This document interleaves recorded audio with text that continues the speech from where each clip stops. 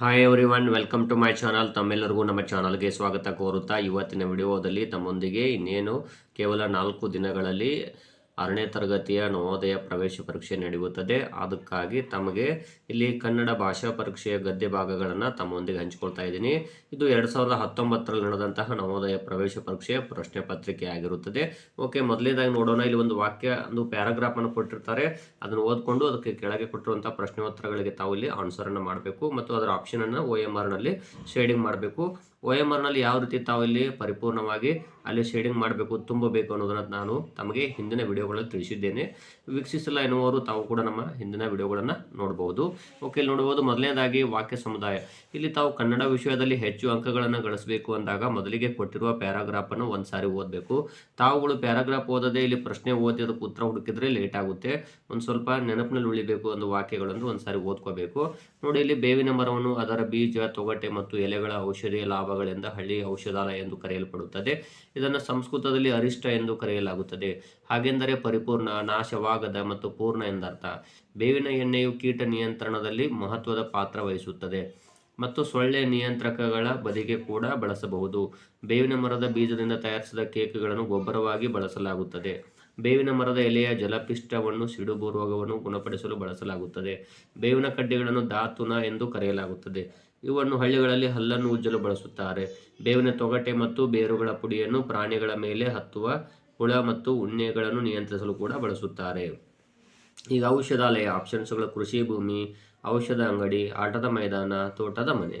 ಇಲ್ಲಿ ಔಷಧಾಲಯ ಎನ್ನುವಂತಹ ಪದ ಇಲ್ಲಿ ಏನು ಹೇಳಿದ್ದಾರೆ ಅವರು, ಎಲೆಗಳ ಔಷಧ ಲಾಭಗಳಿಂದ ಹಳ್ಳಿ ಔಷಧಾಲಯ ಎಂದು ಕರೆಯಲಾಗುತ್ತದೆ ಅಂತ ಹೇಳಿದ್ದಾರೆ. ಆದರೆ ಇಲ್ಲಿ ಆಪ್ಷನ್ಸ್ಗಳಲ್ಲಿ ಇಲ್ಲಿ ಆಟದ ಮೈದಾನ ಅಥವಾ ತೋಟದ ಮನೆ, ಇಲ್ಲಿ ಕೃಷಿ ಭೂಮಿ ಆಗುವುದಿಲ್ಲ. ಔಷಧಾಲಯ ಅಂದರೆ ಇದು ಔಷಧಿ ಅಂಗಡಿ ಅಂತ ಅನ್ಕೋಬೇಕು ತಾವು. ಇನ್ನು ಎರಡನೇ ಪ್ರಶ್ನೆ, ಇಲ್ಲಿ ಕೊಟ್ಟಿರುವಂಥ ಪ್ರಶ್ನೆ ಹೇಗಿರ್ತಾವೆ ಅಂದರೆ ಇಲ್ಲಿ ಅನ್ವಯ ಇರ್ತಾವೆ. ಅಂದರೆ ತಮ್ಮ ನಿಜ ಜೀವನಕ್ಕೆ ತಾವು ಇದನ್ನು ಅನ್ವಯ ಮಾಡಿಕೊಳ್ಳುವಂಥ ಒಂದು ಪ್ರಶ್ನೆ ಆಗಿರ್ತದೆ. ಹಾಗಾಗಿ ಔಷಧಾಲಯ ಅಂದಾಗ ಔಷಧಿಗಳ ಅಂಗಡಿ ಅಂತ ಅನ್ಕೋಬೇಕು ತಾವು. ಇನ್ನು ಎರಡನೇ ಪ್ರಶ್ನೆ 62ನೇದು, ರೈತರಿಗೆ ಉಪಯೋಗಕಾರಿಯಾದ ಬೇವಿನ ಮರದ ಭಾಗ. ಇಲ್ಲಿ ಬೀಜಗಳು, ತೊಗಟೆ, ಬೇವಿನ ಕಡ್ಡಿ, ಎಲೆಗಳು ಅಂತಿದೆ. ಇಲ್ಲಿ ಪ್ಯಾರಾಗ್ರಾಫ್ ನೋಡಿದಾಗ ಇಲ್ಲಿ ನಮಗನ್ಸೋದು, ಇಲ್ಲಿ ನೋಡ್ಬೋದು ಸಾಕಷ್ಟು ಕನ್ಫ್ಯೂಸ್ ಆಗಿರುವಂಥ ಒಂದು ಕ್ವಶನ್ ಆಗಿರ್ತದೆ. ಆದರೆ ತಾವು ಇಲ್ಲಿ ವಿಚಾರ ಮಾಡಬೇಕೇನಂದ್ರೆ ರೈತರಿಗೆ ಉಪಯೋಗಕಾರಿ ಅಂದಾಗ ಇಲ್ಲಿ ನೋಡ್ಬೋದು ಬೇವಿನ ಮರದ ಬೀಜದಿಂದ ತಯಾರಿಸಿದ ಕೇಕ್ಗಳನ್ನು ಗೊಬ್ಬರವಾಗಿ ಬಳಸಲಾಗುತ್ತದೆ ಎಂದಿದ್ದಾರೆ. ಸೊ ಇಲ್ಲಿ ಬೇವಿನ ಮರದ ಬೀಜಗಳು ಇದು ರೈತರಿಗೆ ಉಪಯೋಗಕಾರಿಯಾಗುತ್ತದೆ. ಇಲ್ಲಿ ನೋಡ್ಬೋದು ಬೀಜಗಳು ಇದೆ. ಪರಿಪೂರ್ಣ ಈ ಪದಕ್ಕೆ ಕೆಳಗಿನವುಗಳಲ್ಲಿ ಯಾವುದು ಸಮಾನ ಅರ್ಥ ಕೊಡುವ ಪದವಲ್ಲ, ಯಾವುದು ಇಲ್ಲಿ ಈಕ್ವಲ್ ವರ್ಡ್ ಆಗುವುದಿಲ್ಲ ಅಂದಾಗ ನೋಡ್ಬೋದು. ಇಲ್ಲಿ ಪರಿಪೂರ್ಣ ಅಂದರೆ ದೋಷರಹಿತ ಆಗುತ್ತದೆ, ಲೋಪ ಇಲ್ಲದಿರುವಿಕೆ ಆಗುತ್ತದೆ, ತಡೆರಹಿತ ಆಗುತ್ತದೆ. ಇಲ್ಲಿ ಮಾಲಿನ್ಯ ಎನ್ನುವಂಥದ್ದು ಪರಿಪೂರ್ಣ ಪದಕ್ಕೆ ಸಮಾನಾರ್ಥಕ ಪದ ಅಲ್ಲ. ಸೊ ಇಲ್ಲಿ ಡಿ ಆಗುತ್ತದೆ. ಇನ್ನು 64ನೇ ಪ್ರಶ್ನೆ, ವಾಕ್ಯ ಸಮುದಾಯದಲ್ಲಿ ಕೀಟ ಪದದ ಅರ್ಥ. ಕೀಟ ಅಂದ್ರೇನು ನೋಡ್ಬೋದು. ಇಲ್ಲಿ ಆಪ್ಷನ್ಸ್ಗಳು: ಬೆಳೆ ಹಾಳು ಮಾಡುವ ಕ್ರಿಮಿ, ಕೋಪಗೊಂಡ ಮನುಷ್ಯ, ಕಲುಷಿತ ನೀರು, ಮಾಲಿನ್ಯ ಅಂತಿದೆ. ಇಲ್ಲಿ ನೋಡ್ಬೋದು ಇದು ಕೀಟ ಅನ್ನೋದಕ್ಕೆ ಮಾಲಿನ್ಯ ಆಗುವುದಿಲ್ಲ, ಕಲುಷಿತ ನೀರು ಆಗುವುದಿಲ್ಲ, ಕೋಪಗೊಂಡ ಮನುಷ್ಯ ಆಗುವುದಿಲ್ಲ, ಬೆಳೆ ಹಾಳು ಮಾಡುವ ಒಂದು ಕ್ರಿಮಿ ಆಗುತ್ತದೆ. ಅಂದರೆ ಇಲ್ಲಿ ಎ ಆಪ್ಷನ್ ಆಗುತ್ತದೆ. ಬೇವಿನ ಡ್ಯಾಶ್ಗಳನ್ನು ಹಳ್ಳಿಗಳಲ್ಲಿ ಹಲ್ಲನ್ನು ಉಜ್ಜಲು ಬಳಸುತ್ತಾರೆ. ಅಲ್ಲಿ ಹಲ್ಲು ಉಜ್ಜಲಿಕ್ಕೆ ಏನು ಬಳಸ್ತಾರೆ? ಬೇರು, ಎಲೆ, ಕಡ್ಡಿ, ಬೀಜದ ಕೇಕ್ ಅಂತಿದೆಯಲ್ಲ, ಇಲ್ಲಿ ನೋಡ್ಬೋದು ಬೇವಿನ ಕಡ್ಡಿ ಆಗುತ್ತದೆ. ಸೊ ಇಲ್ಲಿ ಬೇವಿನ ಕಡ್ಡಿಗಳನ್ನು ಇಲ್ಲಿ ಹಳ್ಳಿಗಳಲ್ಲಿ ಹಲ್ಲನ್ನು ಉಜ್ಜಲು ಬಳಸುತ್ತಾರೆ. ಇವು 2019ರಲ್ಲಿ ನಡೆದಂತಹ ಒಂದು ನವೋದಯ ಪ್ರವೇಶ ಪರೀಕ್ಷೆಯ ಪ್ರಶ್ನೆ ಪತ್ರಿಕೆ ಆಗಿರುತ್ತದೆ. ಹಾಗಾದರೆ ನೆಕ್ಸ್ಟ್ ಪ್ಯಾರಾಗ್ರಾಫ್ ಅನ್ನು ನೋಡೋಣ. ಇಲ್ಲಿ ನೋಡ್ಬೋದು. ಇಲ್ಲಿ ವಾಕ್ಯ ಸಮುದಾಯ 2 ಅಂತ ಕೊಟ್ಟಿದ್ದಾರೆ. ಅಜಿತ್ನ ಹುಟ್ಟುಹಬ್ಬವಾಗಿತ್ತು. ಆತನ ಎಲ್ಲ ಸ್ನೇಹಿತರು, ಸಂಬಂಧಿಕರು ಸೇರಿದ್ದರು. ಅವನು ಅನೇಕ ಉಡುಗೊರೆಗಳನ್ನು ಸ್ವೀಕರಿಸಿದನು. ಅದರಲ್ಲಿ ಪುಸ್ತಕಗಳು, ಆಟದ ಸಾಮಾನುಗಳು, ಬಟ್ಟೆಗಳು ಇದ್ದವು. ಅಜಿತ್ನ ಚಿಕ್ಕಮ್ಮ ಆತನಿಗೆ ಅನಿರೀಕ್ಷಿತ ಉಡುಗೊರೆಯಾಗಿ ಒಂದು ಗುಲಾಬಿ ಗಿಡವನ್ನು ನೀಡಿದರು. ಅಜಿತನಿಗೆ ಆತನ ಚಿಕ್ಕಮ್ಮನ ಉಡುಗೊರೆ ಅತ್ಯುತ್ತಮವಾಗಿ ಇಷ್ಟವಾಯಿತು ಮತ್ತು ಒಂದೇ ಬಾರಿ ತೋಟಕ್ಕೆ ಓಡಿ ಹೋದನು ಮತ್ತು ಗಿಡವನ್ನು ನೆಟ್ಟನು. ಅಜಿತ್ ಪ್ರತಿದಿನ ಗಿಡಕ್ಕೆ ನೀರು ಹಾಕುತ್ತಿದ್ದನು. ಬೆಳಗ್ಗೆ ಎದ್ದ ತಕ್ಷಣವೇ ಆತ ಗಿಡ ಎಷ್ಟು ಬೆಳೆದಿದೆ ಎಂದು ನೋಡಲು ಹೋಗುತ್ತಿದ್ದನು. ಒಂದು ದಿನ 2 ಪುಟ್ಟ ಗುಲಾಬಿ ಮೊಗ್ಗುಗಳು ಹೊರಬರುವುದನ್ನು ನೋಡಿದನು. ಅವನು ನೋಡುತ್ತಿದ್ದಂತೆಯೇ ಮೊಗ್ಗುಗಳು ಸುಂದರವಾದ ಹಳದಿ ಬಣ್ಣದ ಗುಲಾಬಿ ಹೂಗಳಾಗಿ ಅರಳಿದವು. ಆತ ಸಂತೋಷದಿಂದ ರೋಮಾಂಚನಗೊಂಡನು. ಆತನ ತಾಯಿಯ ಸಹಾಯದಿಂದ ಅವನು ಹೂಗಳನ್ನು ಕಿತ್ತನು. ಅವನು ಮೊದಲ 2 ಗುಲಾಬಿಗಳನ್ನು ತನ್ನ ತಾಯಿ ಮತ್ತು ತಂಗಿಗೆ ನೀಡಿದನು. ಅಜಿತ್ ತನ್ನ ತೋಟದಲ್ಲಿ ಇನ್ನೂ ಹೆಚ್ಚಿನ ಗಿಡಗಳನ್ನು ನೆಡಲು ನಿರ್ಧರಿಸಿದನು ಅಂತ ಇದೆ. ಇಲ್ಲಿ ನೋಡ್ರಿ, 66ನೇ ಪ್ರಶ್ನೆ, ಅಜಿತ್ನ ಹುಟ್ಟುಹಬ್ಬದ ಅತ್ಯುತ್ತಮ ಉಡುಗೊರೆ ಯಾವುದು? ಇಲ್ಲಿ ಓಟದ ಕಾರು, ಅಂಗಿ, ಗುಲಾಬಿ ಗಿಡ, ಪುಸ್ತಕ. ನೋಡು, ಅಜಿತ್ನ ಹುಟ್ಟುಹಬ್ಬವಾಗಿತ್ತು. ಆತನ ಎಲ್ಲ ಸ್ನೇಹಿತರು ಮತ್ತು ಸಂಬಂಧಿಕರು ಸೇರಿದ್ದರು. ಅವನು ಅನೇಕ ಉಡುಗೊರೆಗಳನ್ನು ಸ್ವೀಕರಿಸಿದನು. ಅದರಲ್ಲಿ ಪುಸ್ತಕಗಳು, ಆಟದ ಸಾಮಾನುಗಳು ಮತ್ತು ಬಟ್ಟೆಗಳಿದ್ದವು. ಅಜಿತ್ನ ಚಿಕ್ಕಮ್ಮ ಆತನಿಗೆ ಅನಿರೀಕ್ಷಿತ ಉಡುಗೊರೆಯಾಗಿ ಒಂದು ಗುಲಾಬಿ ಗಿಡವನ್ನು ನೀಡಿದರು. ಇದು ಒಂದು ಅಜಿತನಿಗೆ ಆತನ ಚಿಕ್ಕಮ್ಮನ ಉಡುಗೊರೆ ಅತ್ಯುತ್ತಮವಾಗಿ ಇಷ್ಟವಾಯಿತು. ಗುಲಾಬಿ ಗಿಡ ಆಗುತ್ತದೆ. ಇಲ್ಲಿ ನೋಡ್ಬೋದು, ಇಲ್ಲಿ ಸಿ ಆಪ್ಷನ್ ಆಗುತ್ತದೆ. ಅಜಿತ್ ಎದ್ದ ತಕ್ಷಣವೇ ಅವನು ಓದಲು ಆರಂಭಿಸುತ್ತಿದ್ದನು, ಗಿಡ ನೋಡಲು ಹೋಗುತ್ತಿದ್ದನು, ಸ್ನಾನ ಮಾಡುತ್ತಿದ್ದನು, ಶಾಲೆಗೆ ಹೋಗುತ್ತಿದ್ದನು. ಇಲ್ಲಿ ನೋಡ್ಬೋದು, ಬೆಳಗ್ಗೆ ಎದ್ದ ತಕ್ಷಣವೇ ಆತ ಗಿಡ ಎಷ್ಟು ಬೆಳೆದೆಂದು ನೋಡಲು ಹೋಗುತ್ತಿದ್ದನು. ಅಂದರೆ ಇಲ್ಲಿ ಗಿಡ ನೋಡಲು ಹೋಗುತ್ತಿದ್ದನು. 67ನೇ ಪ್ರಶ್ನೆ. ಇನ್ನು ನೆಕ್ಸ್ಟು, ಮೊದಲು ಎಷ್ಟು ಗುಲಾಬಿ ಮೊಗ್ಗುಗಳು ಕಾಣಿಸಿಕೊಂಡವು? ಇಲ್ಲಿ ನೋಡ್ಬೋದು, ಅಜಿತ್ ಪ್ರತಿದಿನ ಗಿಡಕ್ಕೆ ನೀರು ಹಾಕುತ್ತಿದ್ದನು. ಬೆಳಗ್ಗೆ ಎದ್ದ ತಕ್ಷಣವೇ ಆತ ಗಿಡ ಎಷ್ಟು ಬೆಳೆದೆ ಎಂದು ನೋಡಲು ಹೋಗುತ್ತಿದ್ದನು. ಒಂದು ದಿನ 2 ಪುಟ್ಟ ಗುಲಾಬಿ ಮೊಗ್ಗುಗಳು ಹೊರಬರುವುದನ್ನು ನೋಡಿದನು. ಇಲ್ಲಿ ನೋಡ್ಬೋದು, 2 ಅಂತ ಹೇಳಿದ್ದಾರೆ. ಹಾಗಾಗಿ ಇಲ್ಲಿ ಸಿ ಆಪ್ಷನ್ ಆಗುತ್ತದೆ. ಮೊದಲ 2 ಗುಲಾಬಿಗಳನ್ನು ಅಜಿತ್ ಇವರಿಗೆ ಉಡುಗೊರೆಯಾಗಿ ಕೊಟ್ಟನು. ಅವನ ಸ್ನೇಹಿತರು, ಅವನ ಚಿಕ್ಕಮ್ಮ, ಅವನ ತಾಯಿ, ತಂಗಿ, ಅವನ ತಾಯಿ ಮತ್ತು ಚಿಕ್ಕಮ್ಮ ಅಂತಿದೆ. ಇಲ್ಲಿ ನೋಡ್ಬೋದು, ಅವನು ಮೊದಲ 2 ಗುಲಾಬಿಗಳನ್ನು ತನ್ನ ತಾಯಿ ಮತ್ತು ತಂಗಿಗೆ ನೀಡಿದನು. ಸೊ ಇಲ್ಲಿ ಸಿ ಆಪ್ಷನ್ ಆಗುತ್ತದೆ. ಇನ್ನು ರೋಮಾಂಚನ ಪದದ ಅರ್ಥ. ಇಲ್ಲಿ ದುಃಖ, ಭಾವೋದ್ರೇಕ, ಭಯ, ಐಶ್ವರ್ಯ ಅಂತಿದೆಯಲ್ಲ, ಇಲ್ಲಿ ದುಃಖ ಆಗುವುದಿಲ್ಲ, ಅದೇ ರೀತಿ ಭಯ ಕೂಡ ಆಗುವುದಿಲ್ಲ. ಇಲ್ಲಿ ಆಶ್ಚರ್ಯ ಆಗುತ್ತದೆ. ಇದು ಭಾವೋದ್ರೇಕ ಆಗುವುದಿಲ್ಲ. ಸೊ ಇಲ್ಲಿ ಆಶ್ಚರ್ಯ ಆಗುತ್ತದೆ. ನೆಕ್ಸ್ಟು ಪ್ಯಾರಾಗ್ರಾಫ್ 3 ನೋಡ್ಬೋದು. ಇಲ್ಲಿ ಭಾರತವು ತೀರ್ಥಯಾತ್ರಿಗಳ ಮತ್ತು ತೀರ್ಥಕ್ಷೇತ್ರಗಳ ಭೂಮಿ. ಈ ಪವಿತ್ರ ಸ್ಥಳಗಳು ಬೆಟ್ಟಗಳಲ್ಲಿಯೇ ಇರಲಿ ಅಥವಾ ಮೈದಾನಗಳಲ್ಲಿಯೇ ಇರಲಿ ಸಾಮಾನ್ಯವಾಗಿ ನದಿ ದಡದಲ್ಲಿ ಅಥವಾ ಸಮುದ್ರ ತೀರದಲ್ಲಿ ನೆಲೆಗೊಂಡಿವೆ. ಈ ಯಾತ್ರಾ ಸ್ಥಳಗಳಿಗೆ ಕೇವಲ ಧಾರ್ಮಿಕ ಜನರು ಮಾತ್ರವೇ ಭೇಟಿ ನೀಡುವುದಿಲ್ಲ. ಭಾರತದ ಹಾಗೂ ವಿದೇಶಗಳಿಂದ ಕೂಡ ಪ್ರವಾಸಿಗರು ಮತ್ತು ದೃಶ್ಯ ವೀಕ್ಷಕರು ಭೇಟಿ ನೀಡುತ್ತಾರೆ. ಎಲ್ಲಿ 2 ಅಥವಾ ಅದಕ್ಕಿಂತ ಹೆಚ್ಚು ನದಿಗಳು ಸೇರುತ್ತವೆಯೋ ಅಲ್ಲಿ ಯಾತ್ರಾರ್ಥಿಗಳು ಸ್ನಾನ ಮಾಡಲು ಬರುತ್ತಾರೆ ಮತ್ತು ಪೂಜೆ ಸಲ್ಲಿಸುತ್ತಾರೆ, ಏಕೆಂದರೆ ಆ ಸ್ಥಳವು ಪವಿತ್ರ ಸ್ಥಳ ಎಂದು ಭಾವಿಸಲಾಗಿದೆ. ಅಂತಹ ಒಂದು ಸ್ಥಳವೆಂದರೆ ಗಂಗಾ ನದಿಯ ದಡದಲ್ಲಿ ನೆಲೆಗೊಂಡಿರುವ ಹರಿದ್ವಾರ. ಧಾರ್ಮಿಕ ಸ್ಥಳಗಳಿಗೆ ಧಾರ್ಮಿಕ ಜನರು, ದೃಶ್ಯ ವೀಕ್ಷಕರು, ಹಾಗೆಯೇ ಇಲ್ಲಿ ಯಾರ್ಯಾರು ಭೇಟಿ ನೀಡ್ತಾರೆ ಅಂತ ಕೇಳಿದರೆ ಮಕ್ಕಳು, ಪ್ರವಾಸಿಗರು, ವ್ಯಾಪಾರಿಗಳು, ಸಮುದ್ರಯಾನ ಮಾಡುವವರು ಅಂತಿದೆಯಲ್ಲ. ಇಲ್ಲಿ ನೋಡ್ಬೋದು, ಸಾಮಾನ್ಯವಾಗಿ ನದಿ ದಡದಲ್ಲಿ ಅಥವಾ ಸಮುದ್ರ ತೀರದಲ್ಲಿ ನೆಲೆಗೊಂಡಿವೆ. ಈ ಯಾತ್ರಾ ಸ್ಥಳಗಳು ಕೇವಲ ಧಾರ್ಮಿಕ ಜನರು ಮಾತ್ರ ಭೇಟಿ ನೀಡುವುದಲ್ಲ, ಭಾರತದಿಂದ ಹಾಗೂ ವಿದೇಶಗಳು ಕೂಡ ಪ್ರವಾಸಿಗರು ಅಂತ ಹೇಳಿದ್ದಾರೆ. ನೋಡಿ, ಇಲ್ಲಿ ಯಾರಾಗುತ್ತದೆ? ಪ್ರವಾಸಿಗರು ಆಗುತ್ತದೆ. ಬಿ ಆಪ್ಷನ್ ಆಗುತ್ತದೆ. ನೆಕ್ಸ್ಟು, ಸಾಮಾನ್ಯವಾಗಿ ಇದನ್ನು ಸಮಾನ ಅರ್ಥ ಕೊಡುವ ಪದ. ಸಾಮಾನ್ಯವಾಗಿ ಅಂತ ಏನಿದೆಯಲ್ಲ, ಇದಕ್ಕೆ ಸಮಾನ ಅರ್ಥ ಕೊಡುವ ಪದ ಎಂದಿನಂತೆ, ಸಾರ್ವಜನಿಕವಾಗಿ, ಕೆಲವೊಮ್ಮೆ, ಅಂತಿಮವಾಗಿ ಅಂತ ಹೇಳಿದ್ದಾರೆ. ಇಲ್ಲಿ ಜನರಲಿ ಅಂತ ಹೇಳಿದ್ದಾರೆ ಅವರು. ಹಾಗಾಗಿ ಇದು ಸಾರ್ವಜನಿಕವಾಗಿ ಆಗುವುದಿಲ್ಲ, ಕೆಲವೊಮ್ಮೆ ಆಗುವುದಿಲ್ಲ, ಅಂತಿಮವಾಗಿ ಆಗುವುದಿಲ್ಲ, ಎಂದಿನಂತೆ ಆಗುತ್ತದೆ.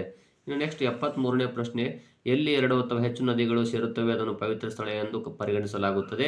ಇಲ್ಲಿ ಪವಿತ್ರ ಪದಕ್ಕೆ ವಿರುದ್ಧ ಪದ ಯಾವುದು? ಪವಿತ್ರ ಎನ್ನುವಂಥ ಒಂದು ಪದ ಇಲ್ಲ, ವಿರುದ್ಧ ಪದ ಯಾವುದು? ಇಲ್ಲಿ ಧರ್ಮಶ್ರದ್ಧೆ, ಶಾಪಗ್ರಸ್ತ, ಧಾರ್ಮಿಕ, ದೈವಿಕ. ನೋಡ್ರಿ, ಇಲ್ಲಿ ದೈವಿಕ ಆಗುವುದಿಲ್ಲ, ಧಾರ್ಮಿಕ ಆಗುವುದಿಲ್ಲ, ಧರ್ಮಶ್ರದ್ಧೆ ಆಗುವುದಿಲ್ಲ, ಶಾಪಗ್ರಸ್ತ ಆಗುತ್ತದೆ.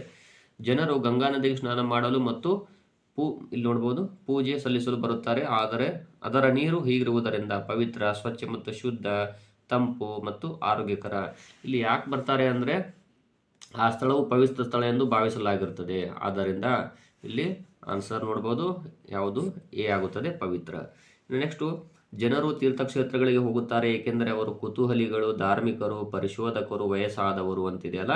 ಇಲ್ಲಿ ನೋಡೋಣ, ಜನರು ಯಾಕೆ ತೀರ್ಥಕ್ಷೇತ್ರಗಳಿಗೆ ಹೋಗ್ತಾರೆ. ಇಲ್ಲಿ ನೋಡ್ಬೋದು, ಭಾರತವು ತೀರ್ಥಯಾತ್ರಿಗಳ ಮತ್ತು ತೀರ್ಥಕ್ಷೇತ್ರಗಳ ಭೂಮಿ. ಈ ಪವಿತ್ರ ಸ್ಥಳಗಳು ಬೆಟ್ಟಗಳಲ್ಲಿ ಇರಲಿ ಅಥವಾ ಮೈದಾನದಲ್ಲಿ ಇರಲಿ ಸಾಮಾನ್ಯವಾಗಿ ನದಿ ದಡದಲ್ಲಿ ಅಥವಾ ಸಮುದ್ರ ತೀರದಲ್ಲಿ ನೆಲೆಗೊಂಡಿವೆ. ಈ ಯಾತ್ರಾ ಸ್ಥಳಗಳಿಗೆ ಕೇವಲ ಧಾರ್ಮಿಕ ಜನರು ಮಾತ್ರ ಭೇಟಿ ನೀಡುವುದಿಲ್ಲ, ಭಾರತದ ಹಾಗೂ ವಿದೇಶಗಳಿಂದ ಕೂಡ ಪ್ರವಾಸಿಗರು ಮತ್ತು ದೃಶ್ಯ ವೀಕ್ಷಕರು ಭೇಟಿ ನೀಡುತ್ತಾರೆ. ಎಲ್ಲಿ 2 ಅಥವಾ ಅದಕ್ಕಿಂತ ಹೆಚ್ಚು ನದಿಗಳು ಸೇರುತ್ತವೆಯೋ ಅಲ್ಲಿ ಯಾತ್ರಾರ್ಥಿಗಳು ಸ್ನಾನ ಮಾಡಲು ಬರುತ್ತಾರೆ ಮತ್ತು ಪೂಜೆ ಸಲ್ಲಿಸುತ್ತಾರೆ, ಏಕೆಂದರೆ ಆ ಸ್ಥಳವು ಪವಿತ್ರ ಸ್ಥಳ ಎಂದು ಭಾವಿಸಲಾಗಿದೆ ಅಂತ ಕೂಡ ಹೇಳಿದ್ದಾರೆ. ಇಲ್ಲಿ ನೋಡ್ಬೋದು, ಜನರು ತೀರ್ಥಕ್ಷೇತ್ರಗಳಿಗೆ ಹೋಗುತ್ತಾರೆ ಏಕೆಂದರೆ ಕುತೂಹಲಿಗಳು, ಧಾರ್ಮಿಕರು, ಪರಿಶೋಧಕರು, ವಯಸ್ಸಾದವರು ಅಂತಿದೆಯಲ್ಲ, ಇದು ಧಾರ್ಮಿಕರು ಆಗುತ್ತದೆ. ನೆಕ್ಸ್ಟ್ ಪ್ಯಾರಾಗ್ರಾಫ್ ನೋಡೋಣ. ಪ್ಯಾರಾಗ್ರಾಫ್ 4, ಇದು 2019ರಲ್ಲಿ ಕೇಳಿರುವಂತಹ ಒಂದು ಪ್ರಶ್ನೆ ಪತ್ರಿಕೆ. 1000 ವರ್ಷಗಳ ಹಿಂದೆ ಚೂಯಿಂಗ್ ಗಮ್ ಮೆಕ್ಸಿಕನ್ ಕಾಡುಗಳಲ್ಲಿ ಮಾಯನ್ರಿಂದ ಕಂಡುಹಿಡಿಯಲ್ಪಟ್ಟಿತ್ತು. ಅವರು ಸಪೋಡಿಲ್ಲಾ ಮರದಿಂದ ದ್ರವ ಸೋರುವುದನ್ನು ಕಂಡರು. ಅದು ಹೊರ ಹಾಕಲ್ಪಟ್ಟಂತೆ ಏನೋ ಒಂದು ರೀತಿ ಗಟ್ಟಿಯಾಗುತ್ತಿತ್ತು. ಅದನ್ನು ಅವರು ಚಿಕ್ಕಲ್ ಅಂದರೆ ಸಪೋಡಿಲ್ಲಾ ಮರದಿಂದ ಸೋರುವ ಹಾಲು ಎಂದು ಕರೆದರು.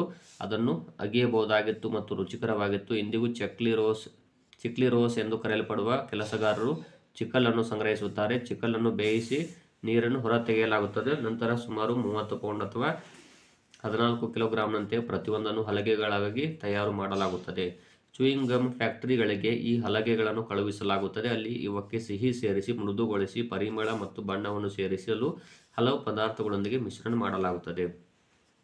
ಇಲ್ಲಿ ಚೂಯಿಂಗ್ ಗಮ್ ಅನ್ನು ಕಂಡುಹಿಡಿದವರು ಮಾಯಿನ್ನರು, ಸಫೋಡಿಲ್ಲಾ, ಚಿಕ್ಲಿರೋಸ್ ಗಮ್ ಫ್ಯಾಕ್ಟರಿಗಳು ಅಂತಿದೆಯಲ್ಲ, 1000 ವರ್ಷಗಳ ಹಿಂದೆ ಚೂಯಿಂಗ್ ಗಮ್ ಅನ್ನು ಮೆಕ್ಸಿಕನ್ ಕಾಡುಗಳಲ್ಲಿ ಮಾಯನ್ನರಿಂದ ಅಂದಿದ್ದಾರೆ. ಸೊ ಇಲ್ಲಿ ಮಾಯನ್ನರು ಆಗುತ್ತದೆ. ಇನ್ನು ಇಲ್ಲಿ ನೋಡ್ಬೋದು ಚಿಕ್ಕಲನ್ನು ಸಂಗ್ರಹಿಸುವ ಕೆಲಸಗಾರರು.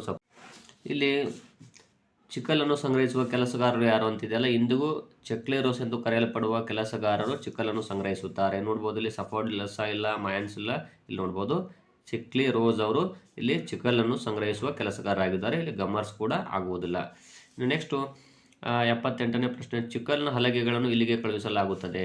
ನೋಡ್ಬೋದು ಇಲ್ಲಿಂದನೇ ಕಂಟಿನ್ಯೂ ಮಾಡೋಣ. ಇಲ್ಲಿ ನೋಡ್ಬೋದು ಇಂದಿಗೂ ಚೆಕ್ಲೆರೋಸ್ ಎಂದು ಕರೆಯಲ್ಪಡುವ ಕೆಲಸಗಾರರು ಚಿಕ್ಕಲನ್ನು ಸಂಗ್ರಹಿಸುತ್ತಾರೆ. ಚಿಕ್ಕಲನ್ನು ಬೇಯಿಸಿ ನೀರನ್ನು ಹೊರತೆಗೆಯಲಾಗುತ್ತದೆ. ನಂತರ ಸುಮಾರು 30 ಪೌಂಡ್ ಅಥವಾ 14 ಕಿಲೋಗ್ರಾಂನಂತೆ ಪ್ರತಿಯೊಂದನ್ನು ಹಲಗೆಗಳಾಗಿ ತಯಾರು ಮಾಡಲಾಗುತ್ತದೆ. ಚೂಯಿಂಗ್ ಗಮ್ ಫ್ಯಾಕ್ಟರಿಗಳಿಗೆ ಈ ಹಲಗೆಗಳನ್ನು ಕಳಿಸಲಾಗುತ್ತದೆ.